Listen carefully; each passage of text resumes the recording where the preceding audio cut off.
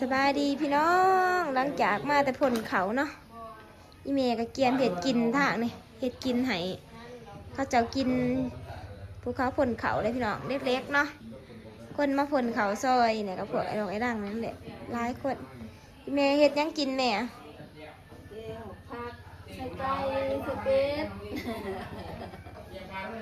แกหมักผักที่ว่าซาตีแบะสื่อเมื่อวานนี่พี่น้องกับบ่าวซุกเนาะ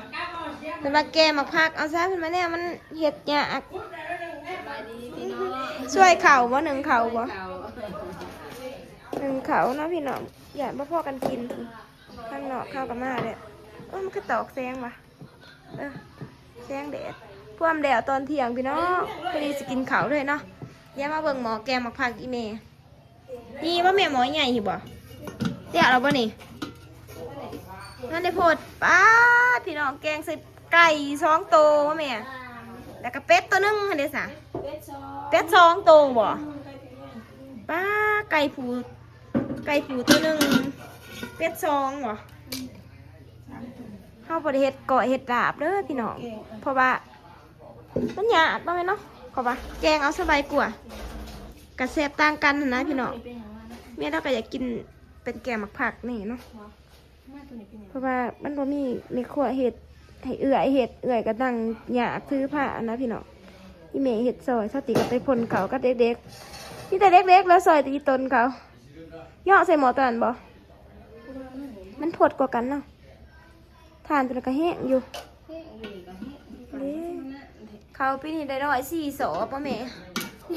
อีเมบาลูจะใส่พุ้ยจักศพพุ้ย8 ศพมันหนาลาย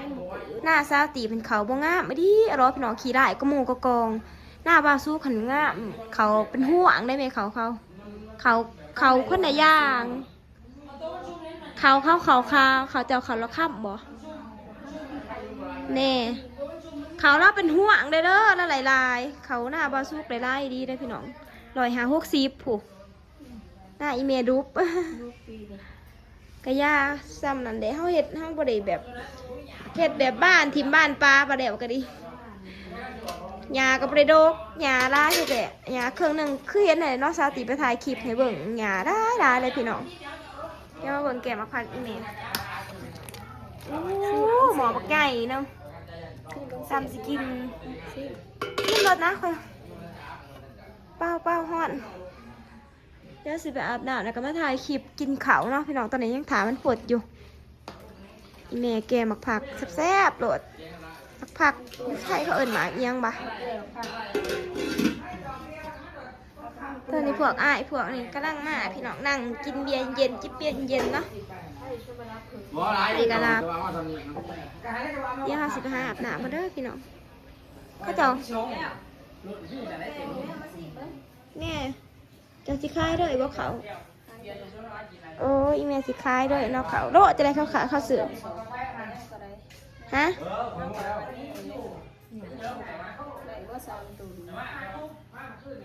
โลเท่าไรเขาซื้อ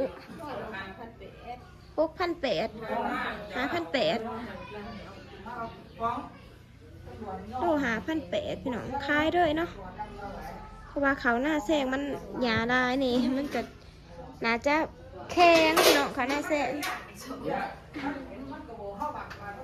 ไปเดี๋ยวถ่ายเบื้องต้นเขากินเขาซะด้วยพี่น้อง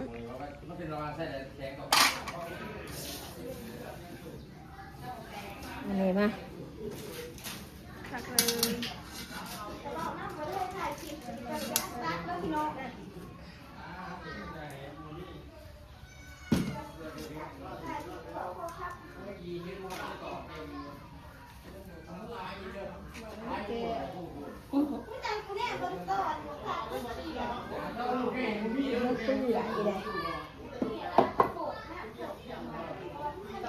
ถ่ายเป็นมั้งแหละ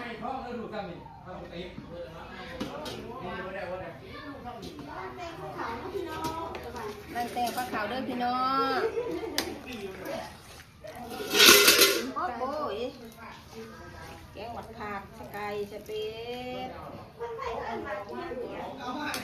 ผักคือกันอยู่เลยผัก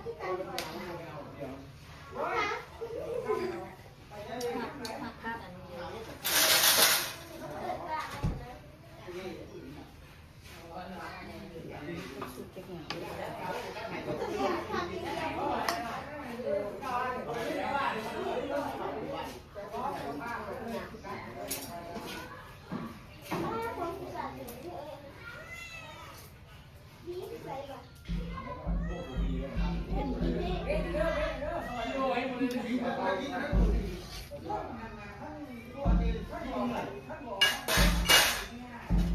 เพื่อนเลย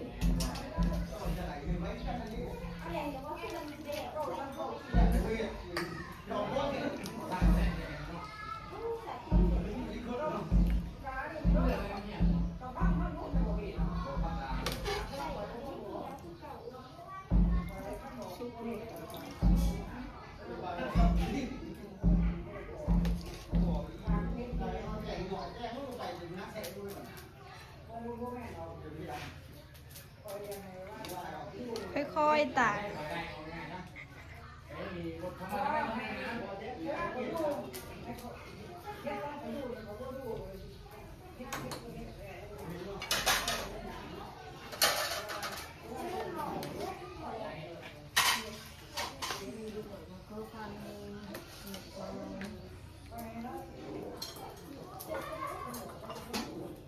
เสียงหัว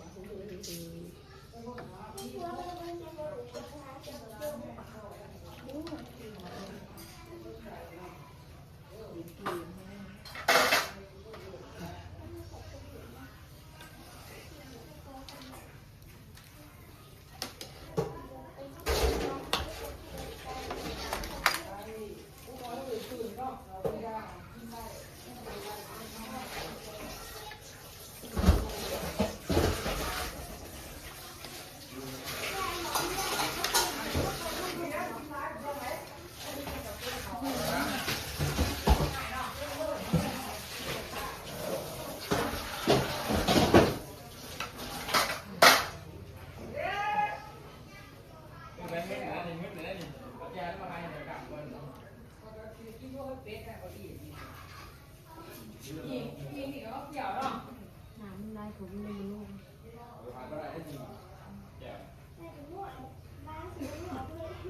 ก้นกระโนกอะไรสั่นเลยเอาส่งข้าวตัว เอ็ม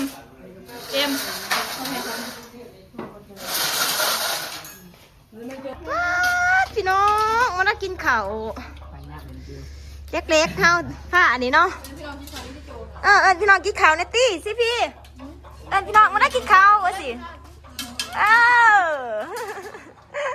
สัตว์เหรอวะเฮ้ยแกงหมักผักพี่น้องมาตักให้อีกไหมเนาะแม่พ่อกินอยู่บ่ฮะไปตาเขียนกินข้าวไม่ทะเพา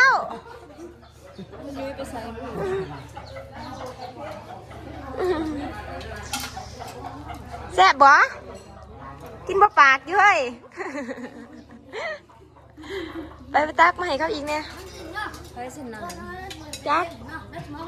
บายอันนี้ผ้าเล็กหน่อยพี่น้องผ้าผู้ใหญ่อยู่หน้าบ้านคุณเด้อ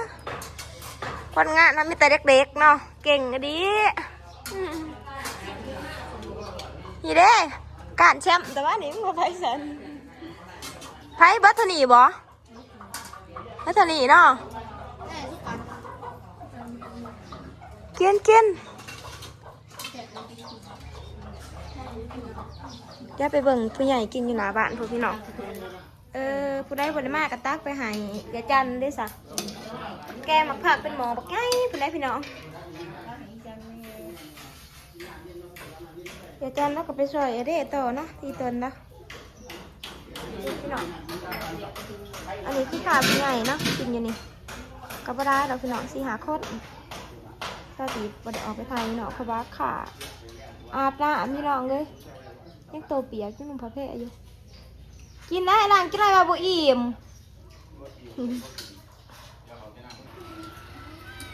คือหวานหนาไหนเทแมวแล้วไปใช้เรียนเด้อพี่น้องกินข้าวก็อาบน้ำแล้วบ่หอนบ่หุ่นแกบอกแล้วมันก็อาบน้ำแล้วพี่น้องอากาศร้อนนะพี่น้องเรื่องกินข้าวเด้อก็กินเมื่อใดเดือนแต่เช้าสี่วันกินถ้าอาบน้ำช้าหัวเนาะป้าพี่น้องแกมาขับ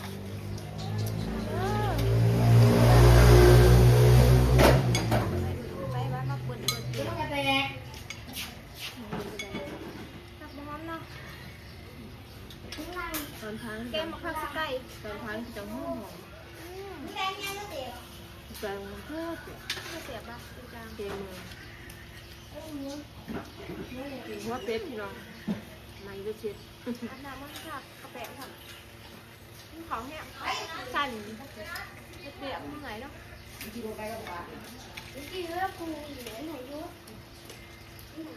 การหอยได้ไผ่กระลาบมันสิตัวกูจ้ะเอาจับมาสื่อเขาอ่ะเขาทำตัวเนี่ย หัวมาแล้ว ไม่ไปสั่นขึ้นมาไปเลย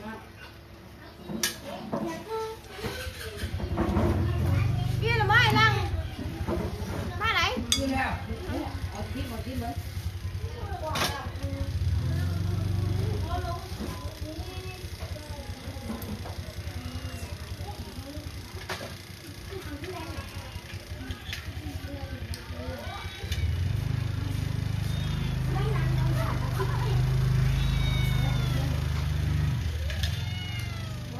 คนต้องมองกระดังก็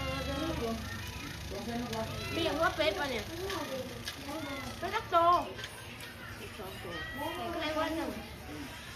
มีสารเสียงเสียงกินมาได้หัวหนึ่งลึกถึงหนึ่ง ว่าเป็ดหรือปิ่งแสบปิ่งว่าทาบีบอก ยืนนี่แต่ เด้อแสบแสบ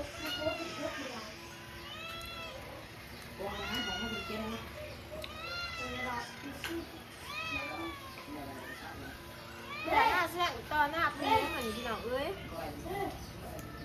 แป๊บเดียวเนาะเห็นหน้าแป๊บเดียวเห็นหน้า ฉีดหน้าเหมือนหน้าเนี่ย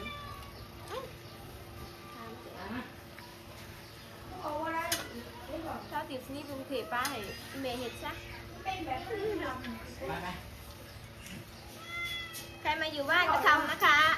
เราจะหนีแล้วน่าจะพี่น้องเทพเมื่อไหร่บอกเป็นลักษณะ เราทำไมทาน มาไปคนเดียวแล้วพี่น้องไปกรุงเทพ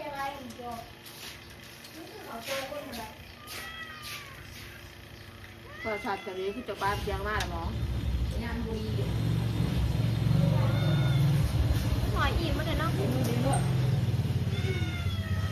นว่าเป็ดได้พี่น้อง เขียนไปจ้ะ ผู้บริเห็นค่ะที่นี่เลยกัน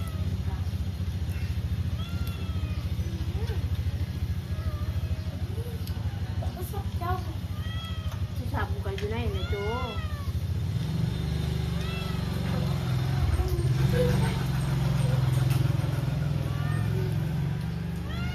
โอ้ยจะเป็นทองแม่ออกกันเลย กินน้ำไม่เมนะโจ้ย ไม่ใช่เดี๋ยวมานานแล้วแม่จะกินนะว่าแม่มาสิ บอกคือ เอาไปนะของกิน บ่บ่ หยอกคือกินก่อนพี่น้องเลย